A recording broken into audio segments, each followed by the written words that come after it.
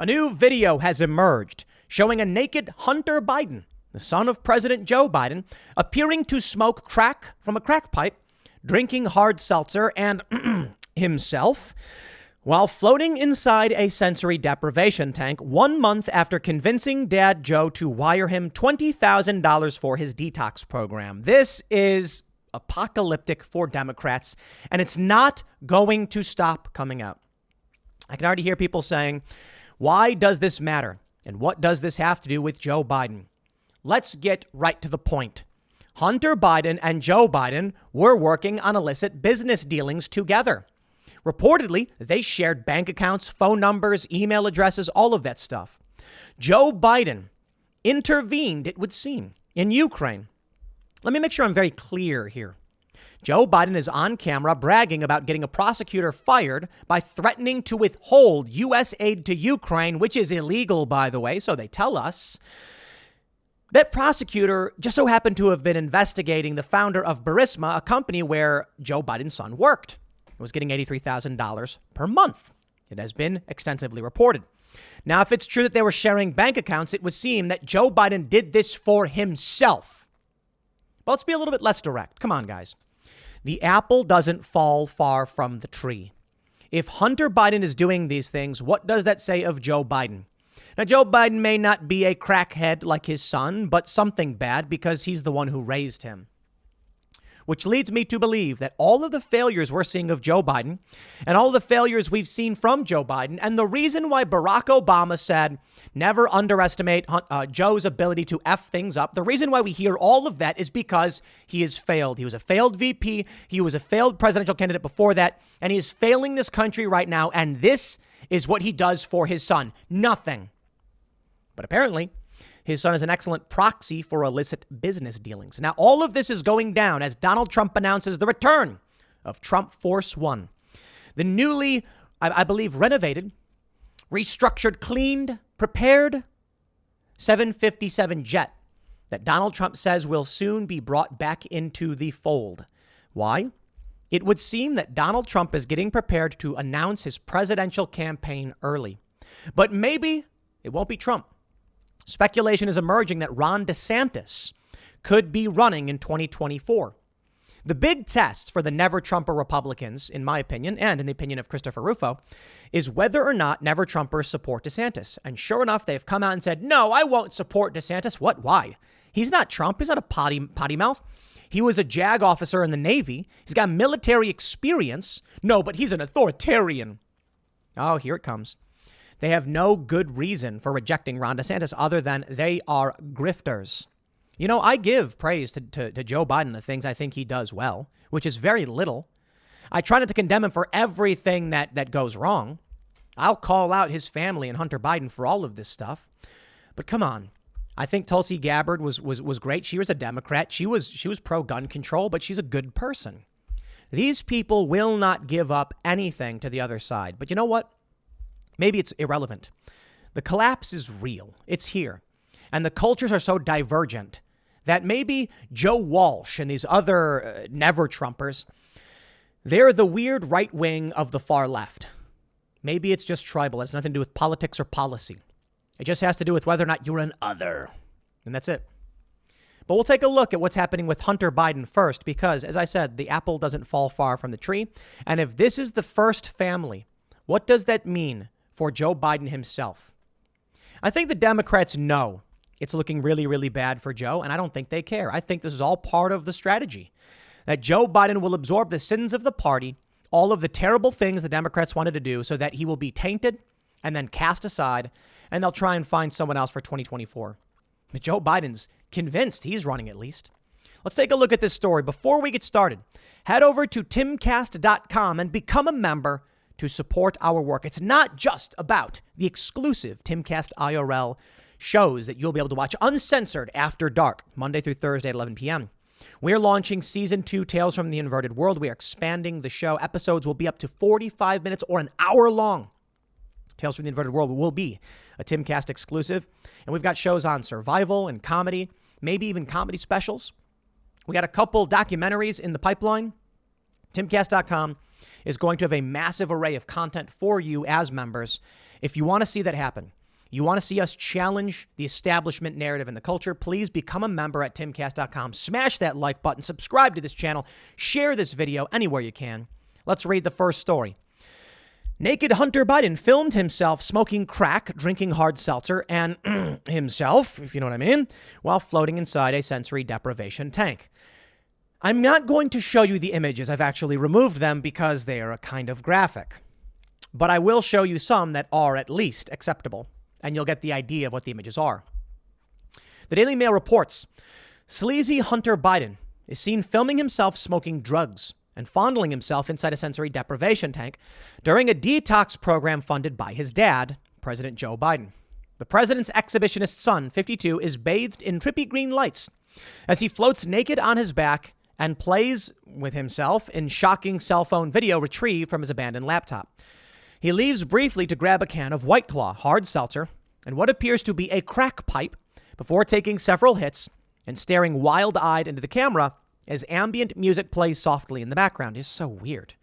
Text messages seen by the Daily Mail confirm the 7-minute clip was recorded at Blue Water Wellness in Newburyport, Massachusetts, where Hunter booked a float therapy session on July 30th, 2019.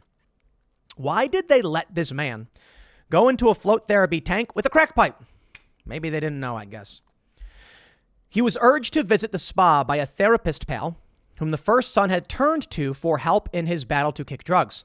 Just 1 month earlier, Hunter had texted his dad, Joe, complaining that he didn't have enough money for the treatment program on top of his bills and alimony. Hey, Dad, I've been trying to resolve some immediate financial issues, alimony, tuitions, and my bill for this program, but the cash I am counting on will not arrive until the end of the week. Is it possible to make me another short-term loan in the same amount, and I will send it back no later than 10 days? I'm really embarrassed to ask, and I know it's unfair of me to put you in that position right now, he wrote December of 2018. Hunt, tell me what you need, no problem. The future president responded, okay, how do you want to do this? I can pay tuition directly and their housing and give you the rest. Biden senior messaged again on December 6th to confirm 75 being wired today. Love. Absolutely astounding. It's amazing. I don't believe any of these texts. I don't believe it. I believe all of this is just cover because we've seen reports they were sharing bank accounts. Joe Biden intervened to protect his son's illicit business dealings. I think this is just them shuffling money back and forth and making up reasons to do it. Here are the text messages. In another exchange weeks later, just before New Year's Eve, Hunter messaged his father convincing him to fund a $20,000 3-month program at a sober house and detox facility in New York. Now, look, I can respect this to a certain degree, but it doesn't seem to be working, does it? Joe Biden, okay, he wants to help his son. I don't buy it. I think Joe Biden condemned his son. I think Joe Biden is the reason his son keeps doing these things. And I am of the opinion that Joe Biden abused his son. I mean, we've all seen the videos of Joe Biden groping kids and all that stuff. I think that's Joe Biden. Hunter's cell phone's video would later show, however, he had gone to the wellness center in Massachusetts later that month instead. The video and corresponding messages are the latest compromising materials retrieved from backed up iPhone data on his laptop, his MacBook Pro, the laptop from hell. I think we get it. Now, look, part of me feels bad for Joe. His son has fallen down a wayward path, as it were.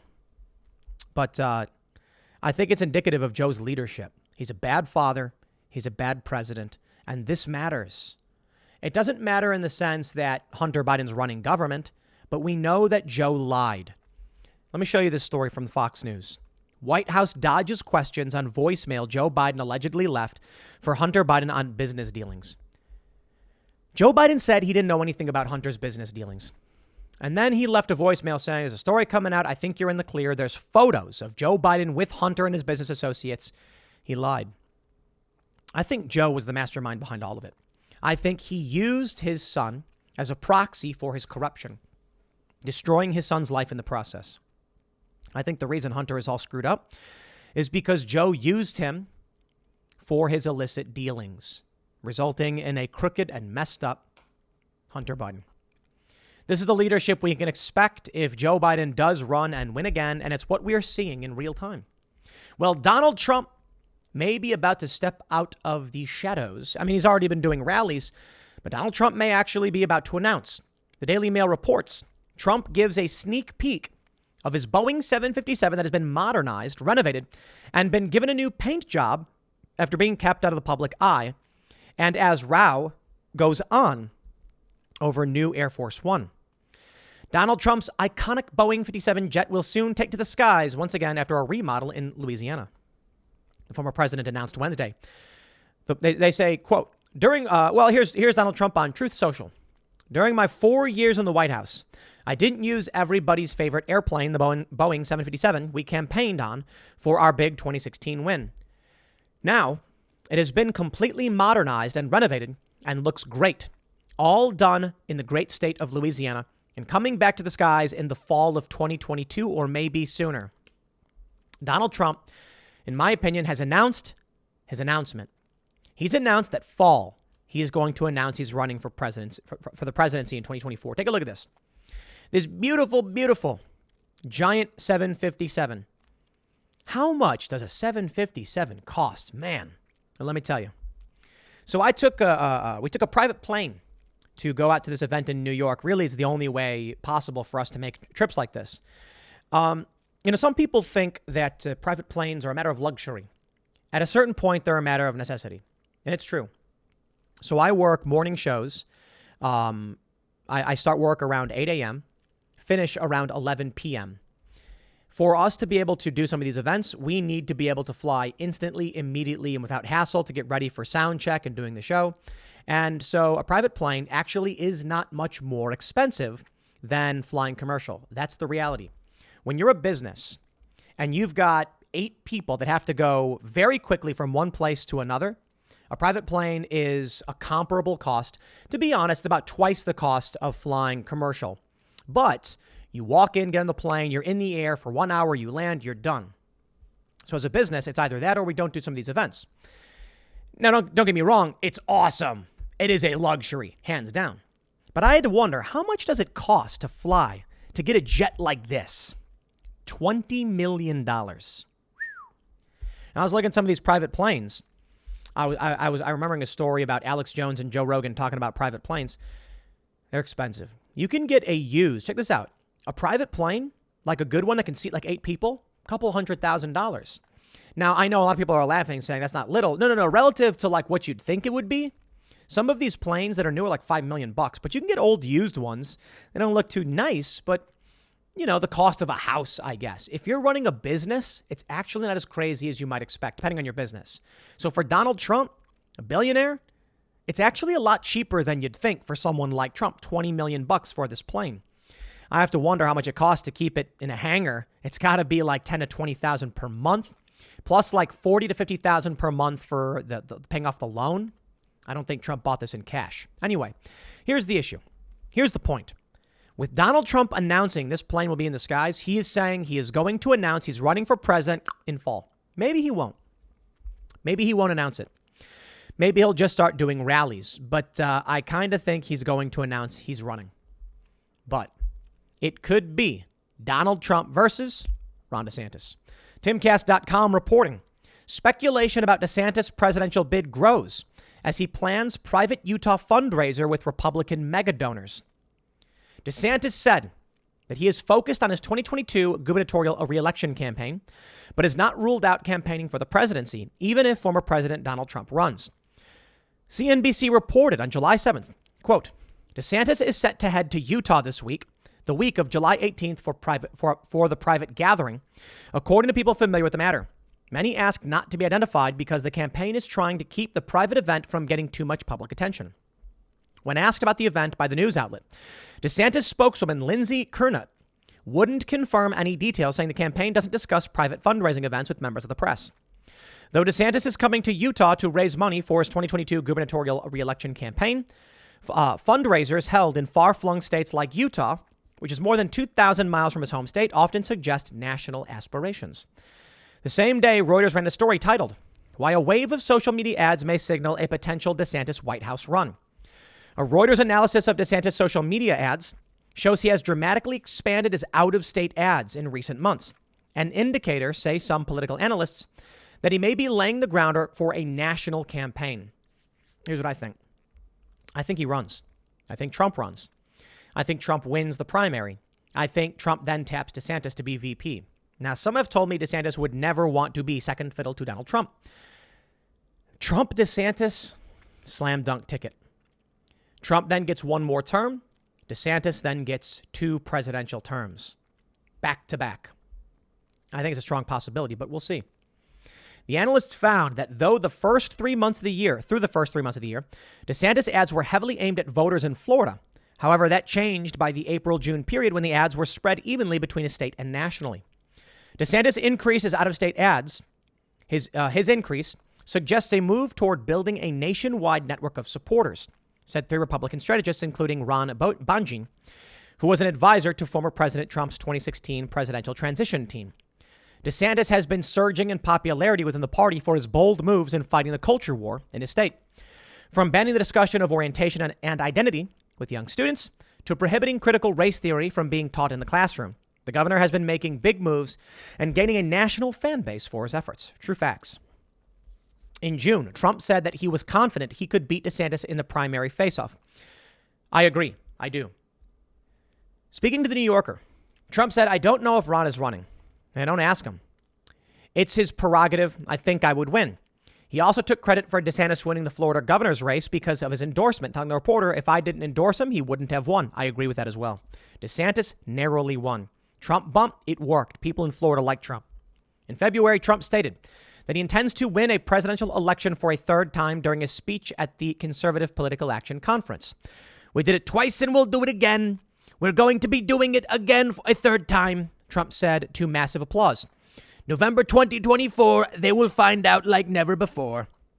The former president is still the frontrunner in most hypothetical polls, but DeSantis has been on the rise. When Trump is not on the ballot, DeSantis takes a clear and decisive lead.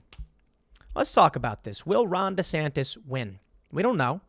We don't know if he's actually running, but it looks like he may be. Donald Trump is set to announce he's running, so things are getting interesting. I bring you now to everyone's favorite, Joe Walsh. Joe Walsh is just awful. He is a grifter to whatever degree someone could be a grifter. It is him. Christopher Rufo tweeted, "The test for never Trump intellectuals is where they stand on DeSantis. He should be their guy. Elite education, military background, leadership experience, impeccable character. If they can't get behind him, the takeaway is clear. It's not about principles. They serve the left." Joe Walsh chimed in, "BS. I'm never Trump, but I come from the populist base. I oppose DeSantis because he's not conservative. He's authoritarian. He uses government to punish individuals and private companies. I oppose him because he doesn't believe in freedom, free speech, or the Constitution. I do." Is that a joke? Seriously? It's a lie. Christopher Rufo, quote tweeting this, saying, "The axiomatic case. Joe Walsh might as well be copying and pasting Jason Stanley tweets. Pure MSNBC brain fever, not going to make it." He says the QTs are in. The opinions of Max Boot, Joe Walsh, and Lincoln Project co-founder Reed Galen are virtually indistinguishable from those of New York Magazine's resident lunatic, Jonathan Chait. It might have been about principles in the beginning, but now it is pure grift. Right now, the Democratic Party wants to either abolish the Supreme Court, abolish the Senate, pack the courts, defund the police, all of these things they have entertained or proposed. And you're saying they're not authoritarian? What did Ron DeSantis do? He allowed businesses to decide for themselves to stay open. He let people live their lives. He didn't lock them down at the threat of arresting them. Are you kidding me? That's authoritarian? Joe Walsh is a liar and a grifter. But the scary thing, the funny thing is they come out and they say, we're the grifters. It's really fascinating. It's fascinating how much Trump supporters don't like me, call me slurs because I don't and never have supported Donald Trump's fraud narrative. Oh, but there's so much money to be made in supporting it. Why wouldn't I have done it from the get-go? Right. Because it's not about grifting. For me, it's about principle. For me, it's about logic and ethics and morality. Ethical logic. For these people, it's about just some kind of weird anti-Trump movement. DeSantis is bad, so they're on board. DeSantis is profoundly better than Trump. I don't know if I trust him on foreign policy. We'll see. I was all for Tulsi Gabbard. Just met her recently for the first time. She's fantastic. Big fan. Got to speak with her at an event in New York. And although the event was a bit contentious with James O'Keefe and Ben Burgess of Jacobin, Tulsi and I at least got to opine on Julian Assange in agreement. As for these people, there's so much to agree with DeSantis on if you're a conservative, but for some reason they don't support him. It makes no sense. DeSantis is a moderate. He's a moderate of military leadership. Makes no sense. Jonathan Chait, he chimed in. DeSantis is a deeply authoritarian figure who is consolidating the fringe right-wing groups Trump brought into the party. Oh, here we go. The Trump-skeptical conservatives who love DeSantis are distrustful of Trump's incompetence, not his authoritarianism. They prefer a more competent authoritarian, which DeSantis is. Amazing.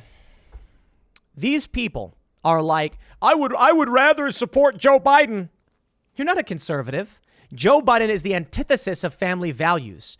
Joe Biden's son is a crackhead, and his father helps him. It's remarkable.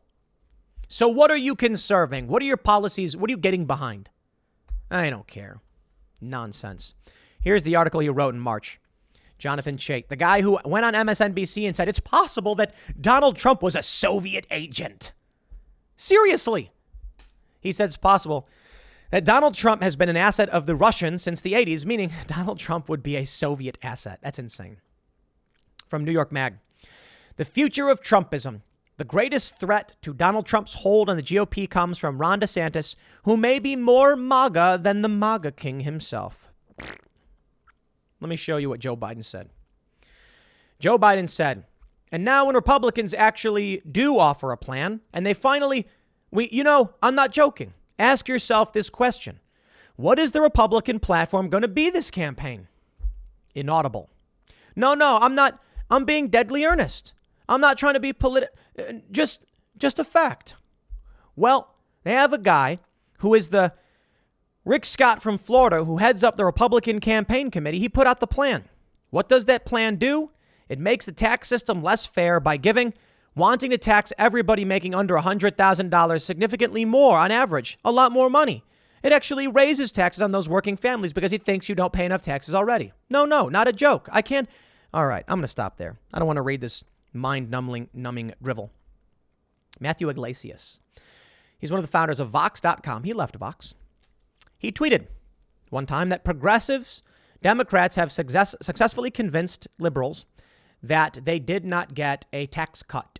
Excellent messaging, he said. Under Donald Trump, the middle class got a tax cut. The media, the left, lied to them to make them think they did not. They did. Joe Biden is now trying to convince you Republicans want to raise your taxes. Either way, he comes out and he's like, what is the Republican platform going to be? This is how you know they're all full of it. From the Wall Street Journal. Red states are winning the post-pandemic economy. Workers and employers moved away from the coasts to middle of the country and Florida, sparking swifter recoveries there. Why did they move there? Could it be that Ron DeSantis did a good job? Could it be that in Florida, Ron DeSantis made sure that you had your freedoms, that you were able to work and live? And they called him Death Santis, despite the fact that COVID cases were dropping as he was doing this. The Wall Street Journal reports, by many measures, red states, those that lean Republican, have recovered faster economically than Democratic-leaning blue ones, with workers and employers moving from the coasts to the middle of the country and Florida. Since February 2020, the month before the pandemic began, the share of all U.S. jobs located in red states has grown by more than half a percentage point, according to an analysis of Labor Department data by the Brookings Institution think tank. Red states have added 341,000 jobs over that time, while blue states still short 1.3 million jobs as of May. I find this truly fascinating, that we can look at these states and know for a fact that regular people are saying enough. The Wall Street Journal goes on and says, several major companies have recently announced moves of their headquarters from blue to red states. Hedge fund company Citadel said recently it would move its headquarters from Chicago to Miami. Caterpillar Inc. from Illinois to Texas. And I will say this because Timcast is often ahead of the market. We moved from New Jersey to West Virginia / Maryland. Maryland is interesting. It's basically a blue state, but it's got a Republican governor for some reason, though he's basically a Democrat. Yeah, we are getting out. We have already relocated a good portion of our business and affiliates to West Virginia. That should have been the first move we did. We are building our new headquarters. But thanks to the supply chain crunch, we are slow rolling, waiting for that building to be built. But we're getting close. By the next couple of months, we will be 90% headquartered in West Virginia. West Virginia has a lot of issues, don't get me wrong. They are not perfect. But we will make West Virginia better, the second most Trump-supporting state in this country. For me, one of the biggest issues is not so much economic freedom, because there are some metrics that say it's terrible, but it's constitutional carry, that I can go about my business armed. I've got a lot to worry about, security-wise. Why do I have to worry about these ridiculous laws that stop me from defending myself? No. Red states are the place to be in. Not to mention there's tax benefits, tax incentives, and West Virginia is trying really hard to ignite new enterprise. We are going to be doing a ton of work in West Virginia. This is the state to be, in my opinion. So much opportunity for growth. The biggest city in West Virginia, I think, has like 60,000 people. The opportunity is here. To build the industry, to build venues. We're going to open a store, a skate shop, a venue. We got so much in the works. We're going to make a skate shop. It's going to have everything. It's going to have scooters, skateboards, rollerblades, BMX. We are going to make it an all-around spot for people who want to be involved in action sports. We're going to open a skate park. All of this is about building culture and changing the game and inspiring young people. We're planning something really amazing. I don't know if I should say too much, but Saturday morning events with families, family-friendly events, bring your kids down once a week, build community. We are already working on homeschooling initiatives. I'm telling you, we're walking the walk. When you become a member at timcast.com, I'm telling you there is some powerful stuff going on behind the scenes. Maybe we'll be able to do a big event in the next few months and make the announcements about what our plans are. And there are some big plans. Helping parents with homeschooling, helping build community with families, action sports TV shows, behind the scenes, Timcast, Cast Castle stuff. Timcast.com is going to be our version of a non-woke media enterprise. When you become a member, it's not just about getting behind the scenes content. It's about getting new shows, Tales from the Inverted World. We've got some potential comedy specials, documentaries. We're doing everything we can to ramp up. We're a low budget operation relative to Disney and all these other companies, but we're making it happen. Some big announcements coming soon. Stay tuned. I'm excited for this stuff. And this is the reality. I know that I can't do that in these blue states. So I got to leave. And this is good news. I want to give jobs to people who believe in freedom and personal responsibility.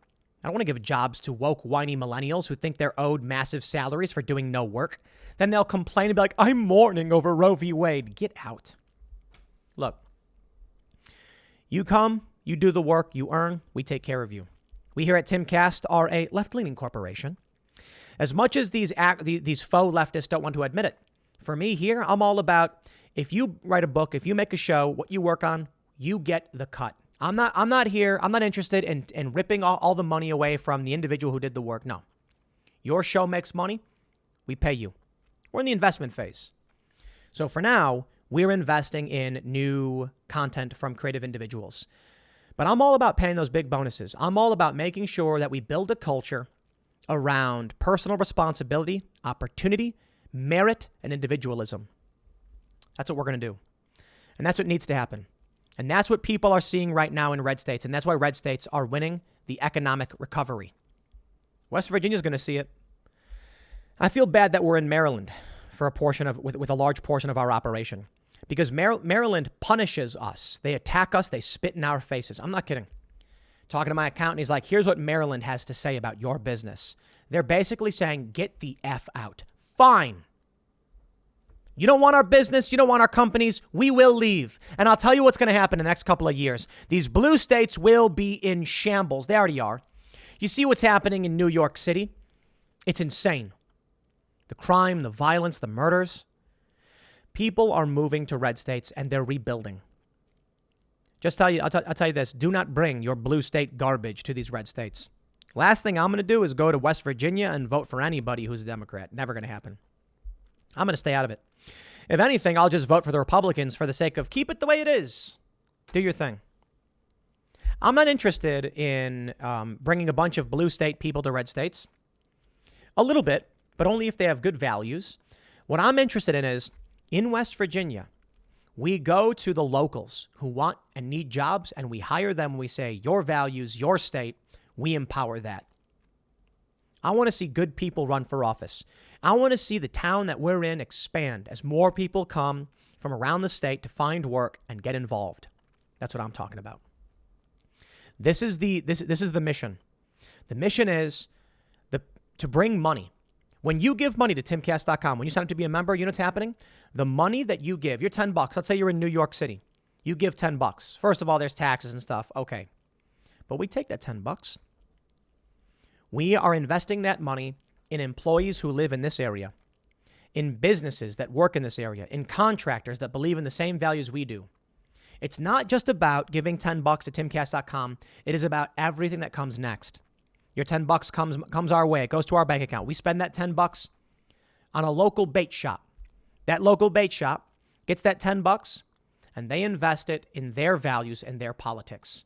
Stop giving money to people who hate you. Now, look, I'm not going to tell you to cancel your Disney or your Netflix or any of that stuff right now. I'm going to say, give timcast.com a chance, invest in us so that we can start building out this content and give you the alternative. But I'm a fan of Marvel movies. You know, what we need to do is create the market incentive for regular people to walk away. That's why I always shout at the Daily Wire. Yo, I am such a big fan. I am jealous. I have no problem saying it. And I am inspired. I watch what they're doing. And I say, we got to do that too. We got to do it. And we're going to be ourselves. Timcast.com is more, it's more skating. It's more punk rock. It's more edgy. It's less traditional. But we share so much in terms of what we stand for and what we oppose with the Daily Wire. They're more traditional, more conservative. So we want to have our mission too. And I want to give them all the support they deserve because when they win, we win. The more people who leave Disney and sign up for their stuff, the better off we all are. This is the mission.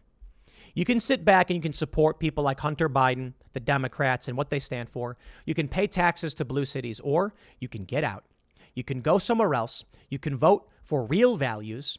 You can support the businesses that are bringing the change. You can support the politicians that are standing up for what they believe in, and you can reject the lies from the never-Trumper grifters. Let's get it done. No more of this Hunter Biden garbage, Joe Biden garbage, never-Trump garbage. Let's make America better. I'll leave it there. Next segment will be at 8 p.m. over at youtube.com/TimcastIRL. Thanks for hanging out, and I'll see you all then.